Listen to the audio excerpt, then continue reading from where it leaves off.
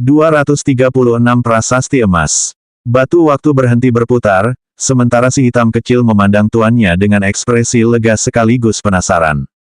Walaupun Sun Long sudah pernah mengatakan pada si hitam kecil di masa lalu, bahwa situasi seperti itu telah terjadi lagi, saat Sun Long muncul di depan istana merah itu, si naga hitam tetap tidak bisa merasa lega.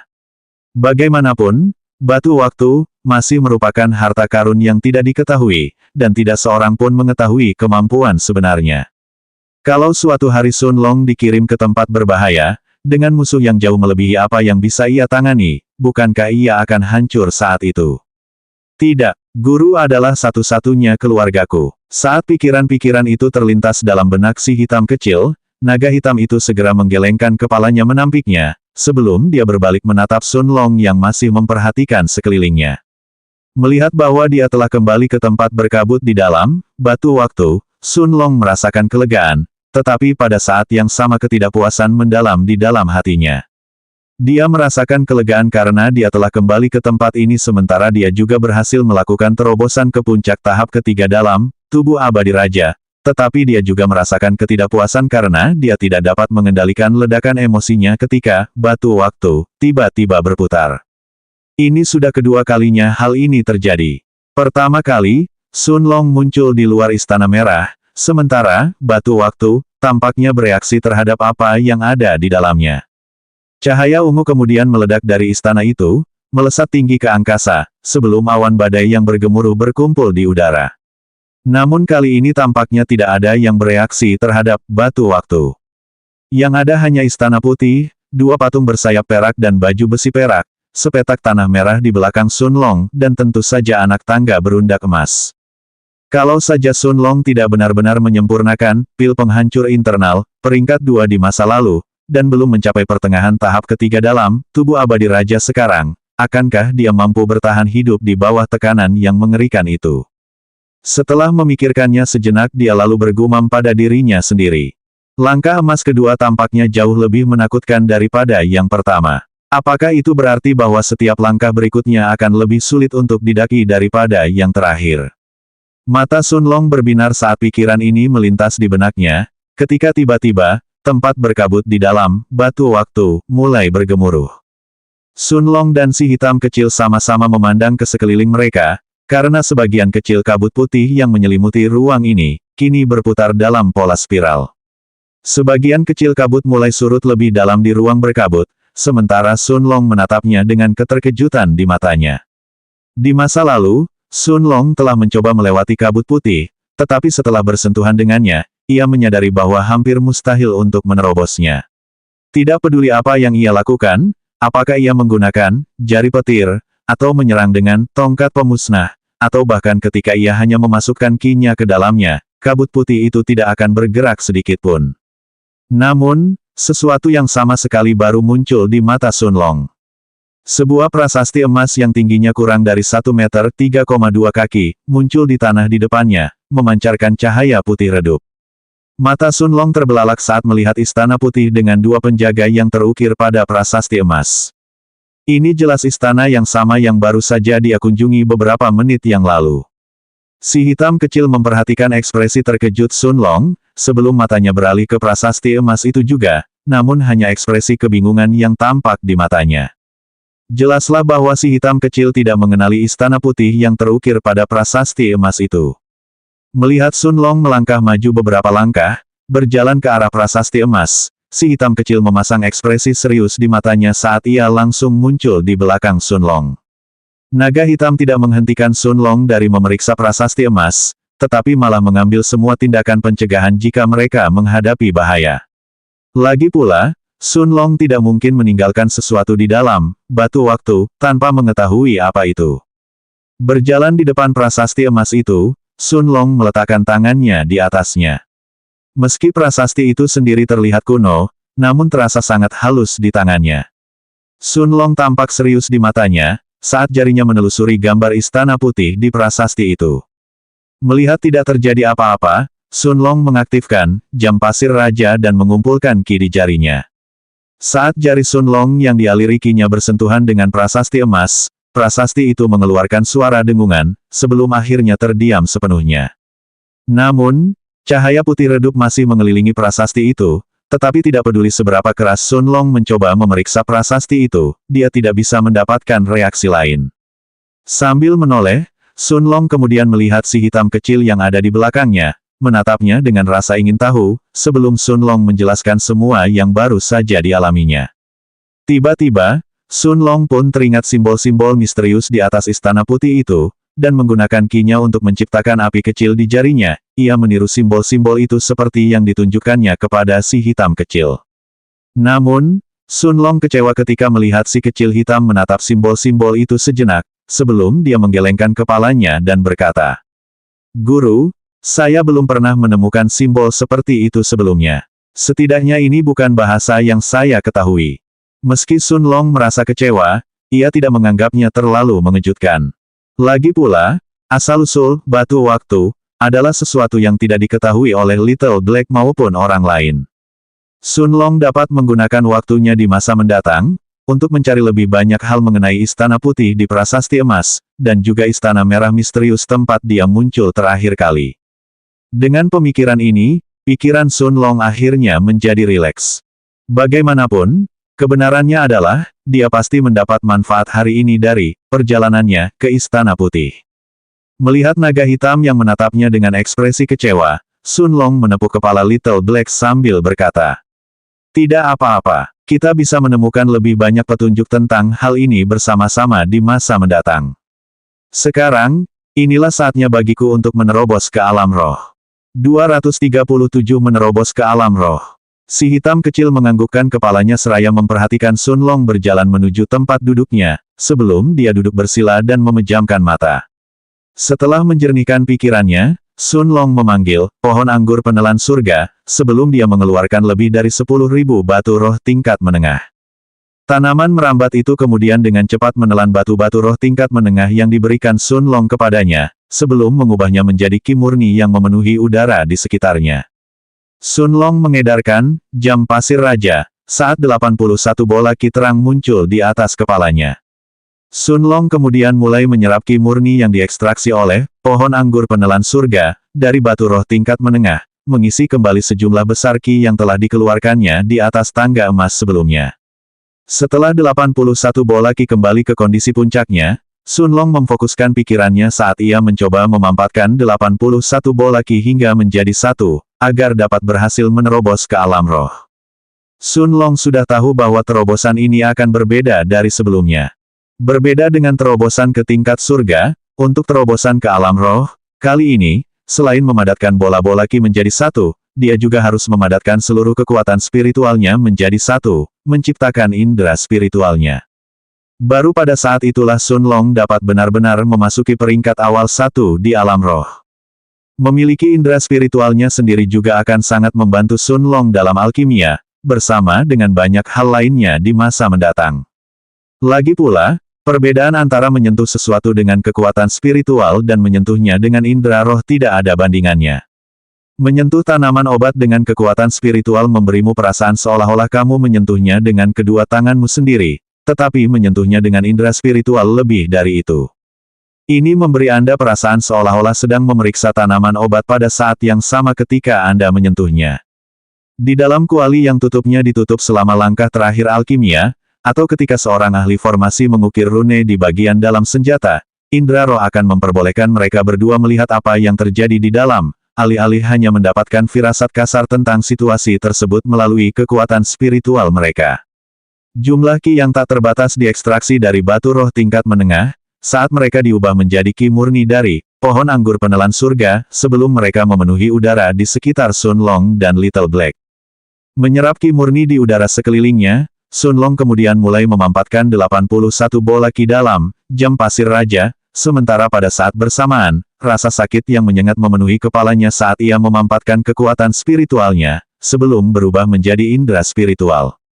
3 jam segera berlalu, dan 27 bola ki, yang jauh lebih terang dari sebelumnya, kini tertinggal di dalam jam pasir raja. Tetesan keringat telah terbentuk di dahi Sun Long, namun sambil menggertakkan giginya, ia terus menekan bola ki.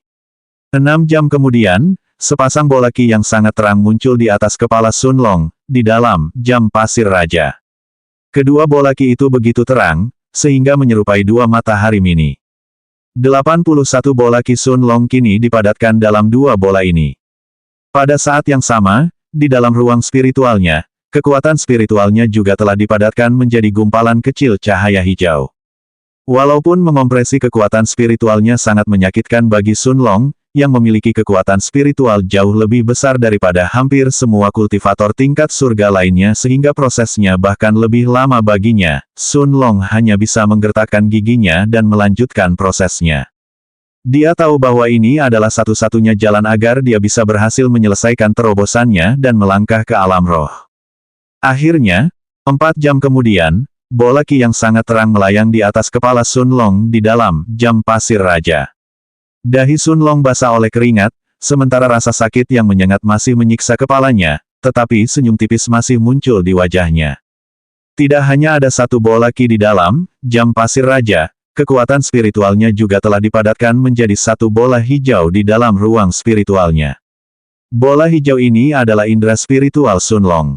Itu berisi bagian dari rohnya sendiri, dan merupakan sesuatu yang harus dimiliki oleh setiap kultivator yang melangkah ke alam roh. Si kecil hitam yang telah melingkarkan tubuhnya yang panjangnya 10 meter 33 kaki, di sekitar kursi Sun Long, memiliki ekspresi kegembiraan di mata birunya yang cerah, saat dia berkata dengan suara gembira. Selamat Guru. Sun Long tersenyum saat mendengar kata-kata gembira si naga hitam, dan setelah menepuk kepala si hitam kecil, sebuah bola hijau tak terlihat muncul di tangannya. Namun mata si hitam terbuka lebar melihat Sun Long bereksperimen dengan indera spiritualnya. Tak lama kemudian, Sun Long mengetahui bahwa ia hanya dapat menjangkau indera spiritualnya hingga jarak 1 meter 3,2 kaki dari tubuhnya paling jauh. Tidak mungkin untuk memperpanjangnya lebih dari itu. Lapangan hijau tak terlihat telah menutupi seluruh Sun Long dalam radius 1 meter 3,2 kaki di sekelilingnya. Merasakan pemandangan di sekitar tuannya dengan indera jiwanya, naga hitam itu tidak bisa lagi menyembunyikan keheranannya, saat dia berkata dengan suara terkejut. Tuan, indera spiritualmu, seharusnya tidak bisa meninggalkan tubuhmu dan memindai udara di sekitarmu secara langsung. Sun Long menatap si hitam kecil dengan ekspresi terkejut, tidak mengerti apa maksudnya. Menganggukkan kepalanya, naga hitam itu mengerti kebingungan tuannya saat dia melanjutkan. Indera spiritual Anda seharusnya hanya dapat memasuki objek yang bersentuhan langsung dengan Anda. Namun, ini sama sekali berbeda. Walaupun tampaknya guru hanya dapat menggunakan indera rohnya dalam radius 1 meter 3,2 kaki, di sekitar tubuhmu, sebenarnya itu tidak ada bedanya dengan indera jiwa yang sangat lemah. Hanya indera jiwa yang dapat meninggalkan tubuh seorang kultivator dan memindai area di sekitarnya, tetapi indera roh master tampaknya juga mampu melakukan hal yang sama. Sun Long menganggukkan kepalanya, tetapi ekspresi terkejut juga terlihat di matanya setelah mendengar penjelasan Little Black. Berarti dia punya jiwa dong. Tidak, hanya kultivator tahap Naschen Soul yang bisa membuka indera jiwa mereka. Selain itu, meskipun indera roh Sun Long dapat dikategorikan sebagai indera jiwa, indera itu mungkin yang paling lemah di antara indera jiwa lainnya di luar sana. Selain itu, Sun Long sangat jelas bahwa dia masih berada di alam roh. Alam roh merupakan alam tempat seorang kultivator meningkatkan indera jiwanya, sebagai persiapan memasuki tahap jiwa baru lahir. Tapi lalu, apa situasi ini? 238 Keputusan Liu Mei. Peringatan, mungkin ada atau tidak ada adegan kecil yang berisi konten seksual selama bab tersebut. Setelah memikirkannya dengan serius selama beberapa saat, akhirnya Sun Long hanya bisa sampai pada kesimpulan, bahwa ini ada hubungannya dengan buku emas. Lagi pula, sejak ia menyerap ilmu di dalam buku emas, buku itu telah menyatu dengan jiwanya, menjadi satu dengan dirinya. Sun Long tidak tahu apakah akan ada perubahan apapun saat ia menerobos ke tahap jiwa baru lahir, tetapi ia hanya bisa berspekulasi bahwa indera spiritualnya sekarang seperti ini berkat buku emas. Selain itu, jiwanya juga telah diperluas secara paksa saat dia masih dalam tahap kondensasi Qi, jadi tidaklah aneh jika berasumsi bahwa hal ini ada hubungannya dengan buku emas itu juga.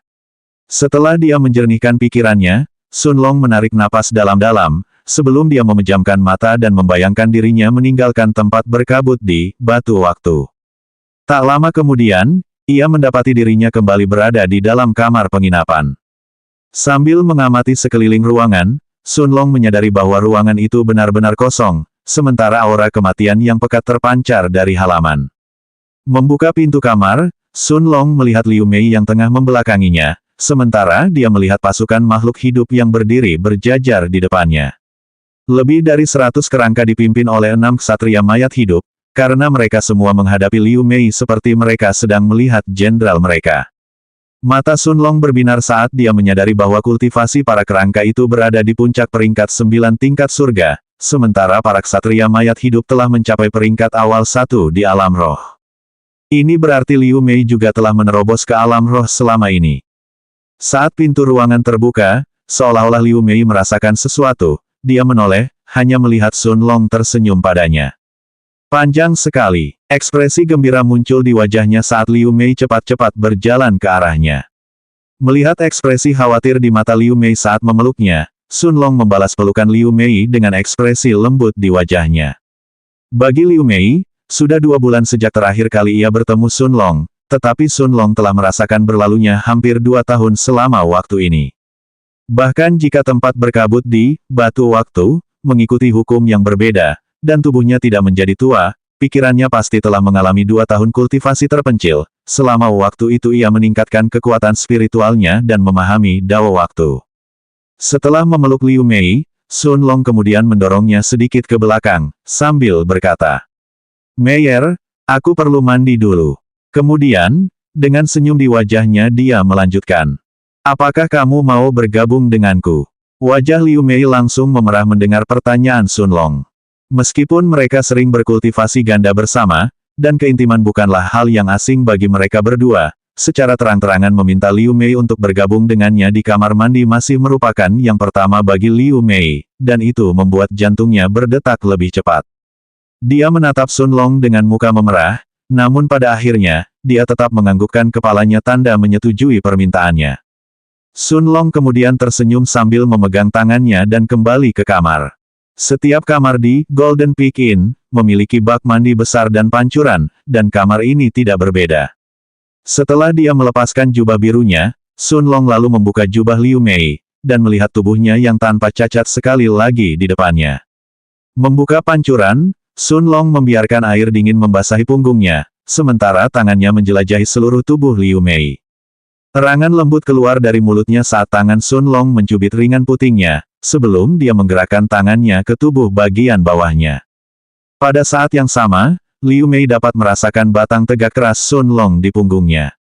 Setelah 2 bulan tidak merasakan satu sama lain, suara-suara kenikmatan memenuhi kamar mereka, saat Sun Long dan Liu Mei menjalani lebih dari 1 putaran kultivasi ganda yang sulit. 3 jam kemudian, tubuh Liu Mei terjerat dengan tubuh Sun Long di dalam bak mandi, saat dia berbaring di atasnya, sementara kepalanya bersandar di dadanya. Sun Long menjelaskan kepada Liu Mei bahwa dia menghabiskan waktu ini untuk memahami Dao, sekaligus meningkatkan kekuatan spiritualnya sendiri. Dia juga menjelaskan kepadanya pemahamannya sendiri dalam Dao waktu, tetapi Sun Long tidak menyebutkan apapun mengenai batu waktu dan istana merah atau putih. Bukan karena dia tidak percaya pada Liu Mei, tetapi sebaliknya, karena dia tahu hal ini hanya akan membuat Liu Mei semakin khawatir. Lagi pula, bahkan si hitam kecil yang telah hidup selama ribuan tahun, merasa khawatir terhadap tuannya dan tidak berdaya untuk membantunya dalam masalah ini. Meskipun batu waktu adalah harta yang tak tertandingi, itu juga merupakan sumber kekhawatiran bagi Sun Long. Liu Mei juga menceritakan pengalaman kultivasinya selama 2 bulan terakhir kepada Sun Long. Sun Long juga memberitahu apa yang telah dipelajarinya dari si hitam kecil. Selama dia menyerap aura kematian ke dalam tubuhnya, pemahamannya tentang Dao kematian akan meningkat dengan sendirinya. Ketika dia menyelesaikan kata-katanya, Sun Long melihat Liu Mei terdiam, seolah-olah dia tengah merenungkan kata-katanya. Selain membunuh orang, bagaimana lagi seseorang bisa menyerap aura kematian? Liu Mei harus memilih, apakah dia ingin tetap menjadi ahli nujum, atau terus memahami Dao es sendirian. Sun Long tidak memotong pembicaraannya setelah melihat dia tengah berpikir keras, namun beberapa saat kemudian, dia menyadari bahwa sorot mata wanita itu telah berubah. Kilatan tekad terpancar dalam mata hitamnya yang indah, saat Sun Long melihatnya tengah menatap balik ke arahnya. "Jika aku seorang ahli nujum, maka aku dapat membantu melindungi Long Ge. Jadi bagaimana jika aku harus membunuh? Para kultivator saling membunuh setiap hari. Dengan kata-kata itu di dalam hatinya, Liu Mei tiba-tiba melontarkan senyum cemerlang pada Sun Long, yang membuatnya tertegun sejenak. Setelah menghabiskan beberapa waktu bersama di dalam bak mandi, Sun Long dan Liu Mei mengenakan pakaian bersih, sebelum mereka meninggalkan kamar mereka. Setelah menepuk kepala macan kumbang hitam yang tampak gembira karena bertemu dengannya lagi, Sun Long dan Liu Mei pun menaiki punggung macan kumbang itu saat mereka meninggalkan penginapan. Dengan lengannya melingkari pinggang Sun Long, Liu Mei kemudian bertanya, "Long Ge, kemana kita akan pergi kali ini?" Sun Long tersenyum ringan, dan menoleh ke samping untuk melihat Liu Mei. Dia berkata, "Ke perusahaan Golden Exchange." 239 menemukan buah es angin ungu. Meskipun Liu Mei tidak tahu mengapa Sun Long ingin pergi ke perusahaan Golden Exchange, dia tidak memilih untuk bertanya. Sebaliknya, tangannya masih melingkari pinggangnya saat mereka berdua berjalan menyusuri bagian barat kota kubah surga. Seperti biasa, kereta-kereta yang ditarik oleh binatang-binatang sihir yang kuat akan memenuhi jalan-jalan luas kota kubah surga setiap saat. Sun Long kadang-kadang memperhatikan pejalan kaki mencuri pandang ke arah Raja Macan Tutul bersayap perak, yang berjalan tidak terlalu cepat atau terlalu lambat. Beberapa menit kemudian, macan kumbang hitam telah tiba di depan sebuah bangunan besar dan mewah, yang tampaknya seluruhnya terbuat dari emas murni. 3 kata yang bersinar dan menarik perhatian, ditulis dengan warna hitam di atas gedung. Perusahaan Golden Exchange. Ini adalah markas besar salah satu kekuatan terbesar di kota kubah surga, dan mungkin bahkan di benua bintang malam. Tentu saja, bangunan perusahaan Golden Exchange tidak terbuat dari emas murni. Melainkan, itu adalah emas yang telah diproses oleh para ahli formasi yang hebat selama bertahun-tahun, sebelum mereka mengukirnya dengan rune pertahanan, serta banyak rune tambahan yang akan membuatnya lebih kokoh. Ada rumor yang beredar di kota kubah surga, bahwa tembok perusahaan pertukaran emas bahkan lebih kokoh daripada tembok istana dinasti Sengtian. Tanpa penundaan, macan kumbang hitam berjalan menuju pintu masuk perusahaan Golden Exchange. 10 penjaga tahap jiwa baru lahir berbaju besi emas yang berdiri di pintu masuk, merasakan sedikit kekhawatiran setelah merasakan kekuatan puncak peringkat 5 dari macan kumbang hitam. Lagi pula, meskipun mereka pernah melihat binatang ajaib peringkat puncak 5 memasuki perusahaan pertukaran emas sebelumnya, binatang ajaib ini selalu sangat langka. Tetapi tentu saja, kecuali seseorang melanggar peraturan dengan mencoba mencuri atau memulai perkelahian, para penjaga tidak akan melakukan apapun untuk menghentikan mereka masuk ke dalam. Lautan manusia muncul di mata Sun Long dan Liu Mei begitu mereka melewati gerbang perusahaan Golden Exchange. Bagian dalam perusahaan Golden Exchange sangat mudah dinavigasi. Setiap konter dan ruangan pribadi memiliki tanda di atasnya, yang menunjukkan apa yang ada di dalam setiap ruangan dan konter. Sun Long dan Liu Mei berjalan kaki, dengan macan kumbang hitam mengikuti di belakang mereka, saat mereka mencari konter dan ruangan yang menjual tanaman obat. Perusahaan Golden Exchange memiliki 3 ruangan yang dikhususkan untuk alkimia, yang menjual tanaman obat dan juga bagian-bagian binatang ajaib yang kuat. Segera, Sun Long dan Liu Mei memasuki salah satu dari 3 ruangan yang menjual bahan-bahan tersebut. Akan tetapi, setelah mencari di ruangan pertama, Sun Long tampaknya tidak menemukan apa yang dicarinya, dan hanya beberapa saat kemudian ia keluar dari ruangan itu dan melanjutkan perjalanan menuju ruangan kedua. Ruangan pertama tampaknya hanya berisi ramuan obat peringkat 1 dan peringkat 2, dan keduanya tidak menarik perhatian Sun Long. Adapun binatang ajaib tingkat 1 dan tingkat 2, mereka bahkan lebih buruk di mata Sun Long. Ruangan kedua malah berisi ramuan obat tingkat 3, disertai beberapa ramuan obat tingkat 4, sementara mayat-mayat binatang ajaib tampaknya lebih bagus dari ruangan sebelumnya. Meskipun Sun Long tidak tertarik pada ramuan peringkat 3, dia membeli 2 ramuan obat peringkat 4 masing-masing seharga 17.000 dan 17.500 batu roh tingkat rendah, sebelum dia pindah ke ruangan terakhir.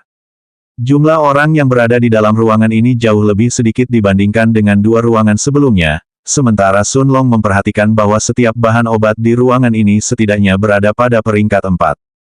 Bahkan ada satu tanaman herbal peringkat 5 yang langsung dikenali oleh Sun Long sebagai bunga abu mimpi. Meskipun bunga itu dihargai 300.000 batu roh bermutu rendah, Sun Long tidak ragu untuk membelinya. Penggunaan bunga abu mimpi, peringkat 5. Sebagian besar adalah untuk menggilingnya menjadi debu dan mengoleskannya kepada orang yang menderita penyakit mental. Ia dapat segera mengusir setan dalam hati seorang kultivator, dan membantu mereka memulihkan kejernihan pikiran. Namun, Sun Long juga punya kegunaan lain dari bunga ini. Setelah membayar 300.000 batu roh tingkat rendah untuk bunga abu mimpi, Sun Long juga membeli selusin ramuan obat tingkat 4 seharga hampir 400.000 batu roh tingkat rendah, ketika matanya tiba-tiba terfokus pada kotak berwarna merah delima di ujung paling kiri ruangan. Ramuan obat berwarna ungu dengan garis-garis biru es yang bergaris-garis ditempatkan di dalam kotak giok, yang membuat jantung Sun Long berdebar kencang. Peringkat 4, buah es angin ungu. Melihat reaksi Sun Long, Liu Mei menoleh ke arah pandangan Sun Long, tempat ramuan obat ungu itu diletakkan. Sun Long berjalan di depan konter, dan meskipun harga 170.000 batu roh tingkat rendah sangat tinggi, dia membeli buah es angin ungu, peringkat 4 dan meletakkannya di batu waktu. Ini adalah ramuan obat terakhir dari 3 ramuan obat utama yang dibutuhkan Sun Long, untuk menyempurnakan pil rekonstruksi internal, peringkat 4. Sekarang dia telah mencapai puncak tahap ketiga dari tubuh abadi raja, begitu dia memurnikan buah es angin ungu, peringkat 4 menjadi pil rekonstruksi internal, dia akan dapat memasuki tahap keempat dari tubuh abadi raja. Sun Long tidak menyangka akan menemukan buah es angin ungu di perusahaan pertukaran emas hari ini, karena bahkan persekutuan alkemis tampaknya tidak memiliki satu pun di stok, dan telah berpikir untuk mengajukan misi di Asosiasi Tentara Bayaran, jika dia tidak dapat menemukannya. Tentu saja, ini tidak berarti bahwa perusahaan Golden Exchange memiliki lebih banyak tanaman obat daripada persekutuan alkemis. Namun, banyak tentara bayaran memilih untuk menjual tanaman obat yang mereka temukan selama misi mereka ke perusahaan Golden Exchange, yang merupakan alasan mengapa ada begitu banyak tanaman obat yang dijual. Tentu saja, di depan kebun herbal, persekutuan alkemis, ketiga ruangan ini masih belum ada apa-apanya jika dibandingkan. Kebun itu dipenuhi tanaman obat kualitas unggul peringkat 4 dan peringkat 5. Namun, Jin Wenling telah memberitahu Sun Long, bahwa hanya setelah menjadi alkemis tingkat emas di Serikat, dialah yang akan dibolehkan mengakses ramuan obat ini secara langsung. Dengan kata lain, ini juga yang menjadi cara persekutuan alkemis menggaet para alkemis tingkat perak yang menjanjikan. Setelah menyapu bersih separuh ruangan dari tanaman obat, Sun Long memasang ekspresi puas di wajahnya, meskipun ia telah menghabiskan hampir 1 juta batu roh tingkat rendah untuk tanaman obat ini. Adapun binatang-binatang ajaib di ruangan itu, dia bahkan tidak meliriknya sedikitpun. Meskipun ada 2 mayat tak lengkap dari sepasang binatang tingkat 5 awal, inti binatang mereka telah diekstraksi, sementara bagian tubuh mereka yang masih utuh, tidak cocok untuk alkimia. Meskipun Sun Long memiliki semua ramuan obat yang dibutuhkannya, dia tidak memilih untuk mengasingkan diri dan maju ke tahap keempat tubuh abadi raja saat ini. Sebaliknya, dia dan Liu Mei menaiki punggung macan kumbang hitam, saat mereka menuju pintu masuk perusahaan Golden Exchange. Mengaum. Namun begitu mereka tiba di pintu masuk firma, Sun Long dan Liu Mei terkejut sesaat, ketika sebuah raungan marah terdengar di belakang mereka. Orang-orang di pintu masuk perusahaan Golden Exchange, bersama dengan 10 penjaga panggung Nas Chen Sol juga terkejut. Kerumunan orang segera berhamburan meninggalkan pintu masuk ketika mendengar suara gemuruh itu, karena semua orang ketakutan setengah mati. Saat macan kumbang hitam mendengar raungan ini, ia hampir tanpa sadar berbalik, dan mengeluarkan raungan yang mengerikan sebagai tanggapan. Mengaum. 240 Huliu. Sun Long dan Liu Mei tercengang saat melihat pemandangan di depan mata mereka. Seorang lelaki tampan berambut biru dengan fitur wajah tajam dan alis tajam sedang duduk di atas seekor binatang ajaib berwarna kuning. Binatang ajaib itu tampak seperti macan tutul, dan tingginya lebih dari 1,7 meter, 5,6 kaki, dan panjang 4 meter, 13,1 kaki. Bulu-bulunya tampak berdiri sementara percikan-percikan petir menyambar seluruh tubuhnya dan ekornya yang berwarna biru, seraya ia menatap Raja Macan Tutul bersayap perak, dengan kebencian di mata emasnya, sedangkan auranya yang kuat telah benar-benar membuat orang banyak di sekitarnya ketakutan. Mata Sun Long segera mengenali binatang ajaib yang ditunggangi pria berambut biru itu sebagai Macan Tutul Guntur Ekor Biru, peringkat 5, dan segera mengerti apa yang sedang terjadi. Dengan pengetahuannya, bagaimana mungkin Sun Long tidak tahu, bahwa, macan tutul guntur ekor biru, dan, Raja Macan Kumbang bersayap perak, adalah musuh alami. Selama yang satu melihat yang lain, perkelahian praktis tidak dapat dihindari. Pemuda itu terkejut dengan kemarahan, macan tutul guntur ekor biru, miliknya, tetapi saat dia melihat macan kumbang hitam yang menatap macan tutul itu dengan mata yang siap mencabik-cabiknya, sebuah senyuman menggantikan ekspresi bingungnya saat dia bergumam. Raja Macan Kumbang bersayap perak peringkat 5. Menarik. Di dalam batu waktu, mata Little Black menyipit saat suaranya tiba-tiba terdengar di dalam kepala Sun Long. Hati-hati, Tuan. Pria berambut biru itu tampaknya belum memberi perintah apapun kepada macan tutul guntur ekor biru, saat kaki macan tutul itu kabur, karena ia dengan cepat muncul di depan macan kumbang hitam.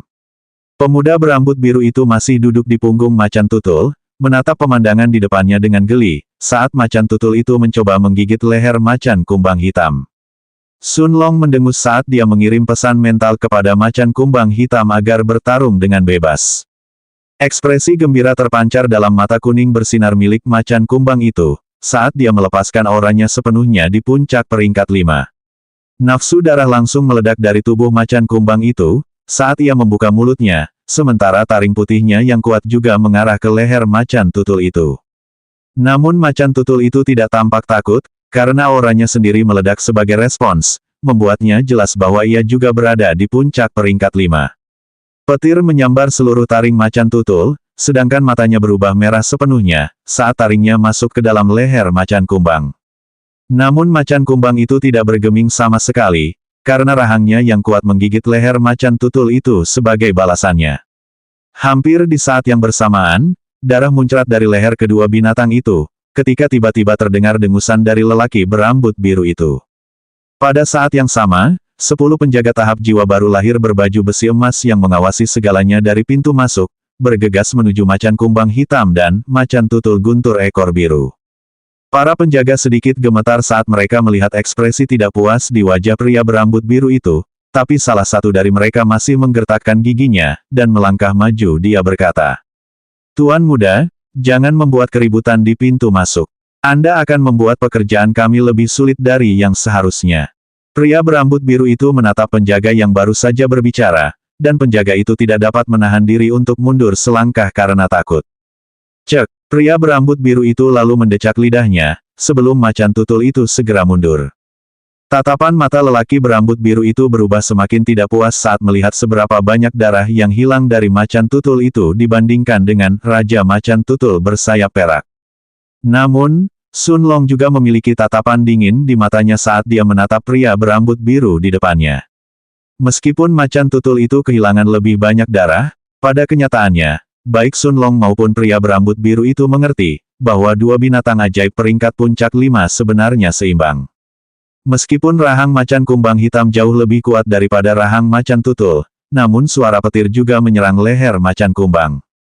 Pemuda itu sama sekali mengabaikan tatapan Sun Long, saat ia terus berjalan masuk lebih dalam ke perusahaan Golden Exchange, tanpa mengucapkan sepatah kata pun. Melihat lelaki berambut biru itu masuk lebih dalam, 10 penjaga panggung Nas Chen Sol benar-benar menghela nafas lega, sebelum penjaga yang telah berbicara sebelumnya, berjalan di depan Sun Long dan berkata sambil menangkupkan tangannya. "Tuan muda, jangan ambil hati. Tuan muda Huliu terkadang agak eksentrik, dan kita tidak bisa turun tangan lebih awal." Penjaga itu mengira Sun Long akan menganggukkan kepalanya, menyetujui perkataannya, tetapi Sun Long justru memperlihatkan ekspresi tanpa ekspresi dan dingin di wajahnya saat ia terus menatap punggung pria berambut biru itu. Mengenai kata-kata penjaga itu, dia tidak peduli lagi dengan alasan mereka. Pada akhirnya, hanya untuk hiburannya sendiri, pria berambut biru itu memerintahkan macan tutulnya untuk menyerang macan kumbang hitam. Bagi Sun Long, macan kumbang hitam bukanlah sekadar binatang ajaib biasa, dan juga bukan sekadar alat biasa. Di bawah tatapan terkejut penjaga itu, Sun Long mengeluarkan pil penyembuh matahari, peringkat puncak 4, dan memberikannya kepada macan kumbang hitam. Untungnya, selain dari retakan petir yang dengan mudah dibubarkan oleh macan kumbang hitam, gigitan itu tidak lebih dari luka ringan, dan di bawah pengaruh pil penyembuh matahari, tingkat tinggi, luka itu mulai menutup dengan kecepatan yang terlihat oleh mata telanjang. Dia menyia-nyiakan pil peringkat 4 terbaik untuk seekor binatang ajaib. Siapakah orang ini? Pada saat yang sama, orang banyak tidak berani mendekati Sun Long dan macan kumbang hitam, karena semua orang mulai berdiskusi satu sama lain. Siapakah pemuda ini? Macan kumbang hitamnya sebenarnya sedang bertarung dengan macan tutul guntur ekor biru, milik Tuan Muda Hu Liu. Mungkin dia datang dari kota lain. Lagi pula, tidak banyak anak muda di kota kita yang memiliki binatang ajaib peringkat 5 sebagai tunggangan, jadi aku seharusnya bisa mengenalinya jika dia berasal dari kota kubah surga kita. Benar, kudengar akhir-akhir ini banyak orang jenius datang ke kota kubah surga kita. Sun Long mengabaikan diskusi orang banyak, sambil berpikir sendiri. Hu Liu, aku akan mengingatnya. Sun Long tidak menyangka bahwa orang yang ditemuinya hari ini di macan tutul guntur ekor biru adalah Hu Liu. Dia ingat bahwa nama ini milik orang yang menduduki peringkat ketiga di House of Ranking saat terakhir kali dia berkunjung. Akan tetapi, kalaupun itu Hu Liu, kenapa? Dengan pemikiran tersebut, Sun Long mengirimkan perintah mental kepada macan kumbang hitam yang mengembangkan sayap peraknya yang megah, sebelum ia terbang keluar dari gedung perusahaan Golden Exchange. Melihat Sun Long terbang menjauh, salah satu penjaga melihat ke arah penjaga utama yang baru saja berbicara, dan dengan ekspresi khawatir dia bertanya. Kau tidak berpikir bahwa Tuan Muda Hu benar-benar mengundang masalah, kan? Lagi pula, pria ini juga memiliki peringkat puncak 5, Raja Macan Tutul bersayap perak. Penjaga utama melihat ke arah penjaga di sebelahnya, dan dengan ekspresi menghina dia berkata, bodoh, bahkan orang-orang yang sangat berkuasa, dengan dukungan yang sangat kuat seperti Tuan Muda Kulit Putih, masih berada di bawah Tuan Muda Hu Liu dalam peringkat. Sangat sedikit orang yang memiliki kemampuan untuk mencari masalah dengan Tuan Muda. Selanjutnya bab 241 memasuki gerbang kelangsungan hidup.